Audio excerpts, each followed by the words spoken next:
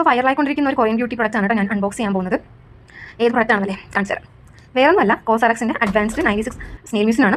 ഇതിൻ്റെ പ്രത്യേകത എന്താണെന്ന് പറഞ്ഞിട്ടുണ്ടെങ്കിൽ ഇതിനകത്ത് യൂസ് ചെയ്തിരിക്കുന്ന മെയിൻ പ്രൊഡക്റ്റ് എന്ന് പറഞ്ഞിട്ടുണ്ടെങ്കിൽ 96% സ്നെയിലിൻ്റെ സെക്രീഷനാണ്.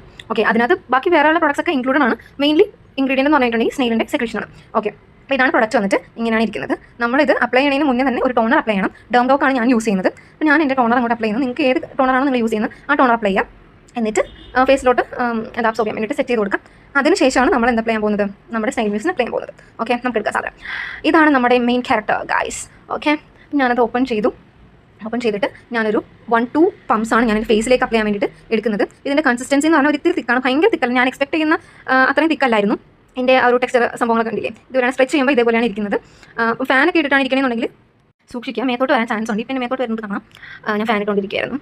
അപ്പം ഫേസിലോട്ട് അപ്ലൈ ചെയ്യുമ്പോൾ സൂക്ഷിക്കുക, ഫാൻ ഓഫ് ചെയ്തിട്ട് ചെയ്യാൻ പറ്റുമെങ്കിൽ നല്ല ഫാൻ കടി പോയി ഇരിക്കാതിരിക്കാം. ഓക്കെ, അപ്പോൾ ഇത് ഫേസിലോട്ട് അപ്ലൈ ചെയ്തപ്പോഴേക്കും കണ്ടോ, അല്ല ബൈ സാരില്ല. ഓക്കെ, ഫേസിലോട്ട് അപ്ലൈ ചെയ്ത് കഴിഞ്ഞപ്പോഴേക്കും ഒരു എന്താ പറയുക, ഒരു ഹൈഡ്രേറ്റഡ് ഒരു ഫീലാണ് എനിക്ക് തോന്നിയത്. ചെറിയൊരു ഗ്ലോ പോയൊക്കെ തോന്നുന്നുണ്ട് ഇപ്പോൾ കാണുമ്പോഴേക്കും. ചെറിയൊരു സോഫ്റ്റ്നെസ്സോ എന്തൊക്കെയൊക്കെ എനിക്ക് തോന്നുന്നുണ്ടായിരുന്നു.